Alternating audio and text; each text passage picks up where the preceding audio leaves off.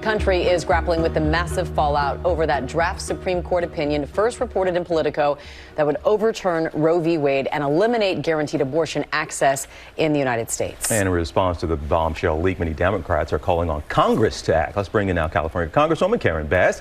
Welcome back to the program here, Congresswoman. And look, what is Congress supposed to do? And again, a plan, if there's going to be legislation, but something that has a chance. What is Congress supposed to do now?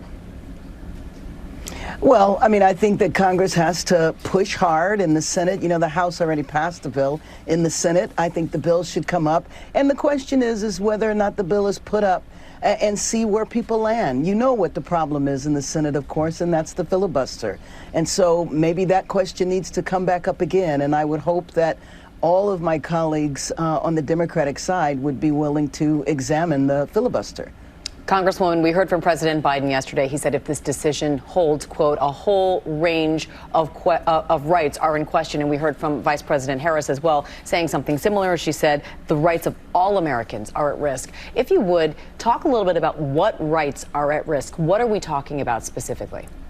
The most specific issue that has come up are the rights for LGBT folks, especially for marriage equality. I think that that is at danger. But I do think it just raises the question overall, well, how far will this Supreme Court go? And it shows us the price of elections. And I think that as Democrats, we're going to pay way more attention to the justice system. Who is appointed as judges? Of course, the Supreme Court, but frankly, the federal courts in general. Well, we talk about the elections matter, but will this ever be, Congresswoman, settled law? We thought it was. Someone won an election, got to put who he wanted on the Supreme Court, and here we are, what we keep calling for years, settled law is not settled. What is a solution that will ever settle this if we just vote in this party or this party and we just are able to go back and forth for generations? Well, and I think that that's the point in terms of other rights being questioned. I mean, maybe now we can question the right of somebody to refuse service because, you know, I run a business and it should be my right to discriminate. I think that everything is up on the table now. And, you know, I mean, it's just sad that so many things are that we felt, especially moving toward progress of a more perfect union. And now there's debate over some very, very basic issues. And, you know, of course, this is about a woman's right to choose, but we need to be very clear about who is the most impacted.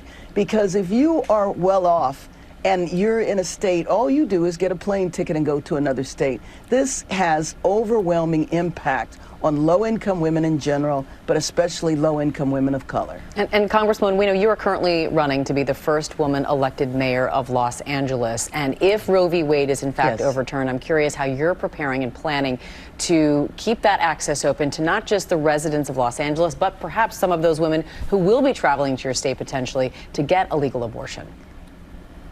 Well, you know what, I just, it makes us happy to be here in Los Angeles and in California, where we believe in our state this is a very settled question. A woman will have a right to choose. And I think it's a question of health care access and making sure that we have enough health care services to provide health care for Angelenos and Californians. But you see the action that is being contemplated in our state, which is to make our state open and welcoming. And I don't think that our state will be the only state that does this. I think that states that believe that a woman should make decisions with her doctor alone will follow suit. Congresswoman, the Chief Justice called this an egregious breach, this leak. What should happen to the person who leaked this? It might not rise to the level of a criminal act, but it's not just that this was a leak. This was a leak in this particular case at this particular moment. What should happen to the person who leaked this? Well, I think it's going to be very curious as to who that person was and what their motives were. But I do have to say I'm glad that it was leaked because now maybe, just maybe, the justices will rethink this as they see the outrage spread across the country. You know, we know that, or at least we are hearing that some vote took place, but we also know in the process before a final decision is made, there could be other drafts. We have to see what the Chief Justice is going to do. So maybe it provides a little bit of hope that this will not ultimately be the decision of the Supreme Court. Well, Congresswoman, that's a touchy road to go down as well, to think we want the court not to be influenced by politics. And you're saying now that this is out there, that maybe they will see the backlash and change their minds. We don't want our court to be doing that either, to be influenced by public opinion or debate out there, do we?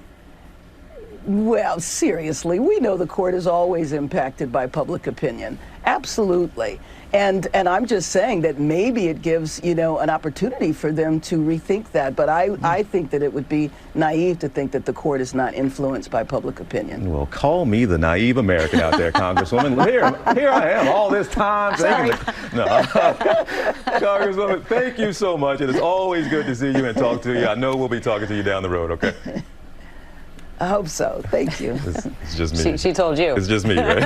All right.